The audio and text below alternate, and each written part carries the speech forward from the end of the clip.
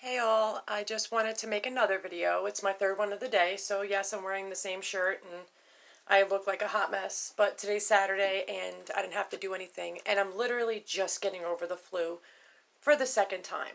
Now the reason why that is I normally do get my flu shot, and I haven't had the flu in 10 years, but because I had a massive infection, I had to wait and you can't get it yet, and then I got hit with the flu twice.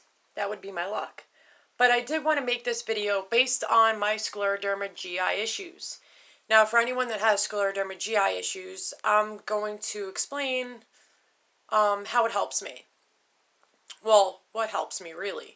I do take Dexalon, 60 milligrams a day. Now, Dexalon is the top, not even kidding, the top PPI medication there is on the market.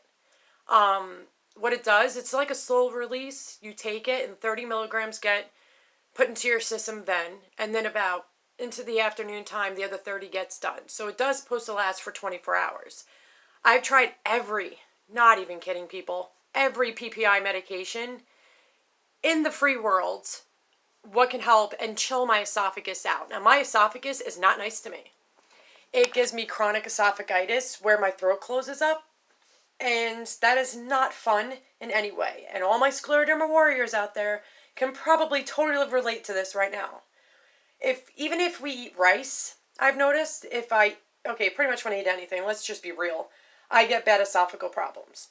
I'm not even kidding. Being us sucks sometimes. Okay, a lot of the time. It's just real. But Dexalon has helped me a tremendous amount. I see Dr. Ben in Albany Gastro consultants, and he's awesome. He works with my scleroderma specialist, Dr. Shapiro, and they've been trying to figure out my hot mess going on.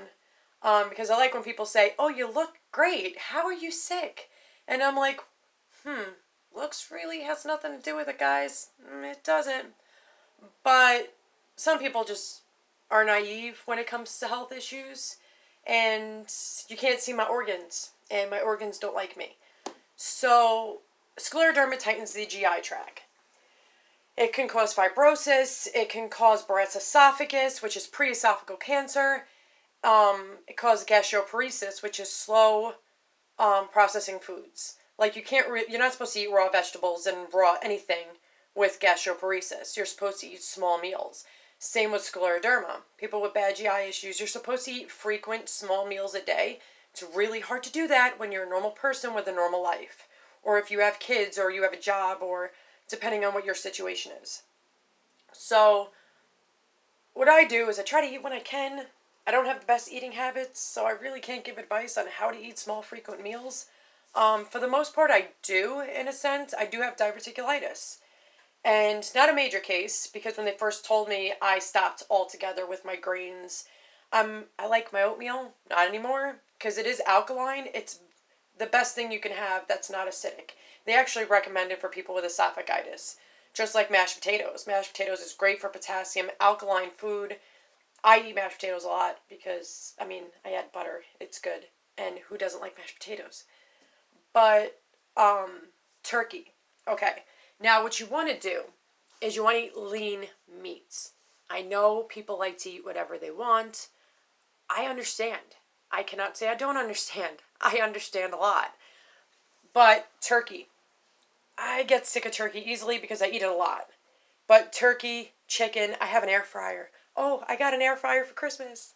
And I'm so excited because I've used it for everything. And it's so much better than fried food. And I'm not even going to lie to you there. I wanted one so badly, and I finally got one. And I thought it was going to be dried out because it kind of looked it when you cook it. And then when you cut into it, it's so tender and juicy. And it's way less fat. It's like 75-80% less fat than you would cook it in your oven, or you use fryer, whatever you use. Please don't use a fryer if you have scleroderma, unless you have no GI issues whatsoever. Grease, so bad for us. Fat, really bad for us. Causes bad esophageal problems. You can get esophagitis with it. You can close your esophagus. You can cause severe issues if you eat things you should not be eating.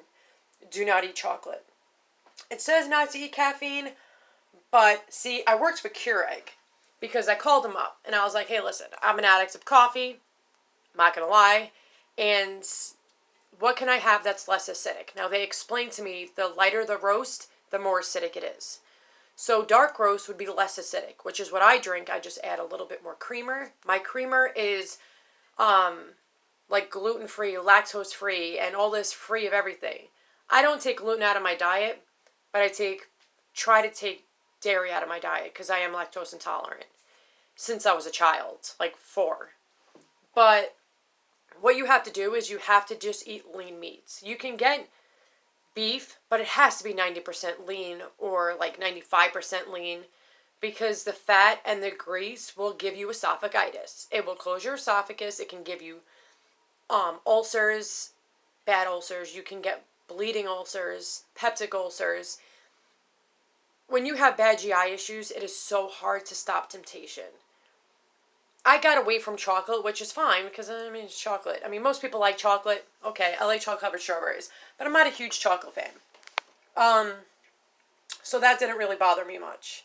I was not giving up my coffee. Closing esophagus or not, I'm sorry, scleroderma, but that's one thing you can't take from me is my coffee. So Keurig told me dark roast, go from there. It has a little less caffeine in it, and it also has less acidity, which is great. Amazon actually has coffee with very low acidity in it, which I think I'm going to try and let you guys know how that goes. But we'll see. But I use the low FODMAP diet. Now, I use it as a base. What I do is I go by the low FODMAP diet. You can get it offline. There's actually a free app on your Google Play Store and all of that. That tells you red means don't eat. When it's red lighted, it'll show it to you in green, yellow, and red. Green means you can eat it. You won't have a problem. Yellow means each person's different. We'll see how that goes. And red means please don't eat it. Like when people say you can eat wheat, do not eat wheat. Wheat is actually bad for you. It will explain all that to you. Not even just for scleroderma people, just in people in general. I don't know how that became a big thing. But please see what works for you. I need more alkaline food. So a lot of low FODMAP things I can't use, but I use it as a base. Then I try what works for me. Took a long time. Took me a year to master my diet. And it's been a pain. But what I do is I like melons. I do. And they're water-based. They have good nutrition for you. So melons are good. You have to stop with the vitamin C stuff. That's extremely acidic, like lemons, oranges, and even apples are acidic and high in sugar. The weird part is sugar don't bother me.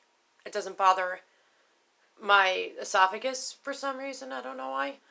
But anything acidic will. If I put it down my throat, I will easily burn like crazy. I do have to sleep sitting up. I have not slept in a bed in a long time. It looks like a big walk-in closet, my room now. So my kids are battling it out who gets my room. I sleep on the couch on the lounger, and I sleep pretty much sitting up, but it's like a reclined sitting up. I cannot lay down. Once I lay down, acid pulls into my throat, and my esophagus will start to shut. So I make these videos to have people aware. If you don't have scleroderma and you just want to learn about it, just because some of us might look good or we might not look like the typical scleroderma people, don't judge us because you don't know what we go through. And what we go through is extremely hard. Like, can't even tell you how many times I cried on the floor begging my esophagus to stop because the pain was excruciating and it felt like acid was just sitting in my throat for months. And it is one of the worst feelings I have ever felt in my life. And you need to find what works for you. And if you keep eating the bad things, then don't be shocked if you keep getting esophageal problems or intestinal problems or gallbladder problems. I lost my gallbladder and it was severely infected. I had to go for emergency surgery. I almost died. It became a mess. I ended up with stones in my liver duct and I had to get an ERCP done. Wasn't fun at all. So no matter what anyone looks like, this disease doesn't discriminate no matter who you are.